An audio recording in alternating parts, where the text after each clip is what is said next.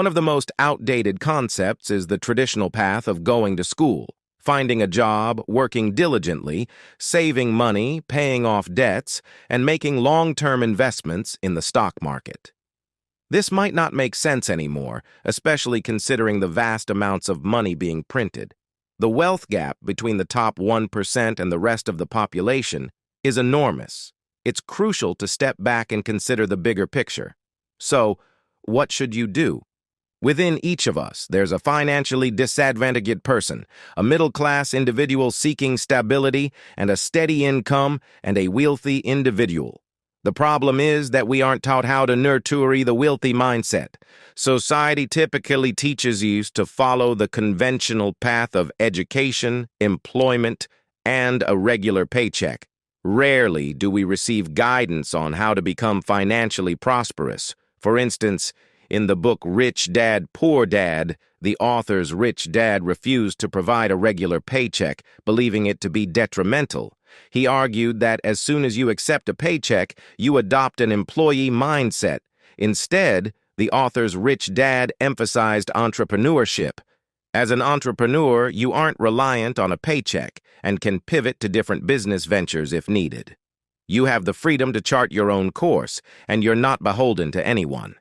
If one business fails, you can try another without being financially trapped. Being an entrepreneur isn't just about running a business. It's primarily about adopting a particular mindset and acquiring the necessary skills and understanding the unique rules of the game. The rules for small businesses differ significantly from those of large corporations. It all comes down to your mindset, skill set, and the specific rules you operate by. If you had to offer advice to someone contemplating the leap into entrepreneurship, I would share my own experience. I vividly remember my last paycheck. It marked a turning point in my life.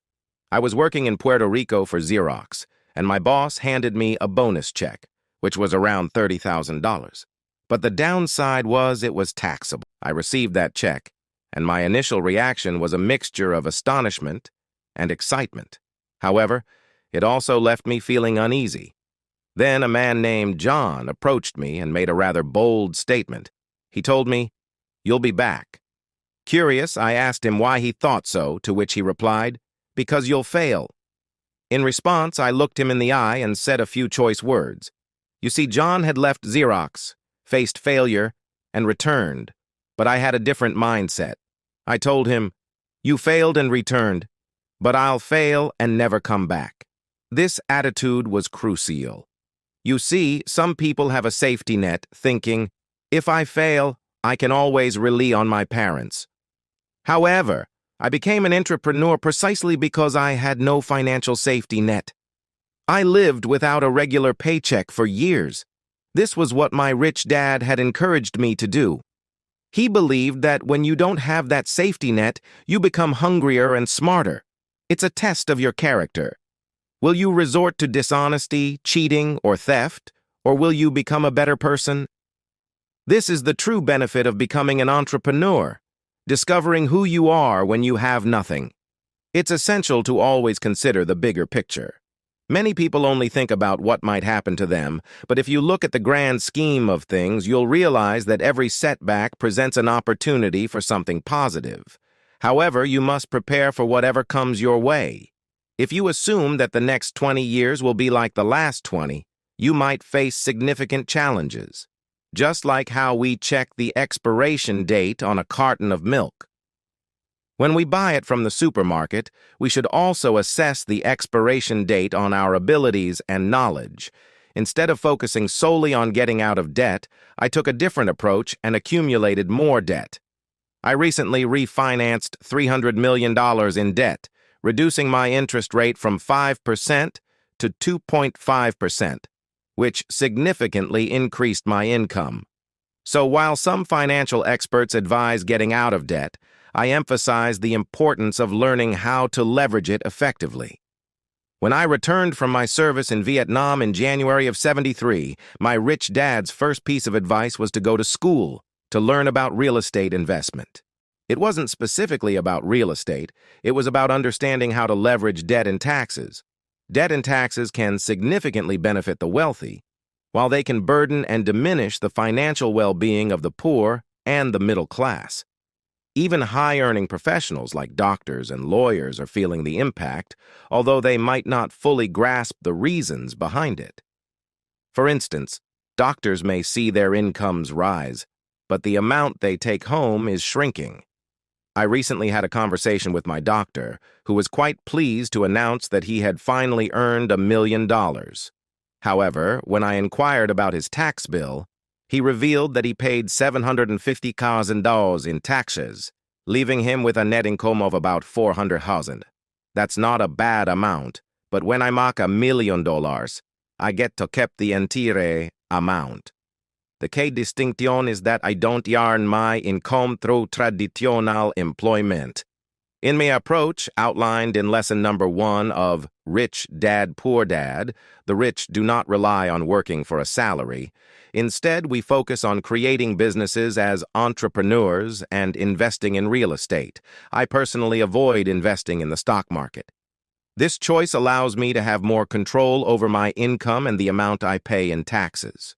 Because I operate as both an entrepreneur and a real estate investor, I have managed to legally reduce my tax liability to zero. Every time I earn, let's say, $1 million as an entrepreneur, I promptly invest it in real estate, and through leveraging, I can multiply that amount fourfold by obtaining additional funds from the bank. This is why I appreciate the role of banks, but it's unfortunate that they are causing difficulties for everyone else. It's terrible for the general population, but it benefits me personally. You see, there's a contradiction when it comes to money printing. It's advantageous for me, but detrimental to those who rely solely on earning a paycheck. Money printing negatively affects savers and wage earners. When governments engage in money printing, it results in substantial gains for debtors. The dynamic is clear. Debt and taxes contribute to the wealth of the affluent while burdening the poor and the middle class. When we hold on to outdated notions, we yield outdated outcomes. For most people, the traditional path of going to school, finding a job, working hard, saving money, paying off debt, considering a house an asset, and making long-term investments is outdated. The world underwent a significant transformation in 1971 when President Nixon abandoned the gold standard, turning money into a form of debt. Consider the possibility of eliminating traditional schooling. Would it lead to a better outcome if we had no education system at all? Not necessarily. The point is that education, as it once was, is now obsolete. In today's world, information doubles every 18 months, as described by Moore's law. This rapid pace of change renders people outdated shortly after they leave school. That's why, when I meet my peers who attended prestigious institutions like Harvard, I humorously remind them that it was decades ago. Today, banks are imposing interest charges on savings accounts because they have created an excess of money. This is why we witness bubbles in stocks and real estate, and people are eager to move away from holding on to cash. As I emphasize in my teachings, being a saver is no longer a winning strategy, and cash has lost its value. The traditional pursuit of a high-paying job and the goal of getting out of debt are outdated ideas. Instead, individuals should learn how to use debt as a tool to generate wealth. Unfortunately, the education system often neglects to teach people about taxes, a critical aspect of financial success. The growing wealth gap between the top 1% and the rest of society can be attributed to two factors resulting from money printing: inflation and taxes.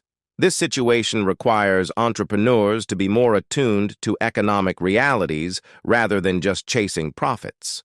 In essence, it's crucial for anyone striving for financial success to adapt to the changing financial landscape and not rely on obsolete notions. You know, that's not the approach taken by true entrepreneurs. In America, there are 28 million small business owners, and a significant portion, around 24 million, are solo entrepreneurs. They are often referred to as non-employee entrepreneurs. This happens because many people don't have a clear understanding of what being an entrepreneur truly entails. In reality, most individuals are self-employed, but they don't fit the true entrepreneurial mold. What's interesting is that self-employed individuals bear the highest tax burden, and this fact often goes unnoticed. This concept is also linked to the entrepreneurial spirit, but what we're really discussing here is the idea that there's no such thing as a bad economy. We all experience the external economy, shaped by external factors, but we also have an internal economy. The power lies in our ability to transform our internal economy. Personally, I can identify both the positive and negative aspects of the economy, but it doesn't concern me too much because I'm determined to achieve wealth regardless of the economic conditions. However, someone with a struggling personal economy will only perceive a poor external economy because they don't know how to generate income in any economic situation. Middle-class individuals typically have a middle-class mindset. They aspire to own a comfortable home, receive a steady paycheck, have job security, and drive a nice car. Consequently, losing their job is seen as a disaster. For an entrepreneur who doesn't rely on a traditional job, such an event is less daunting. What I'm essentially conveying to people aligns with what I learned from Bucky Fuller. There are always two sides to every situation.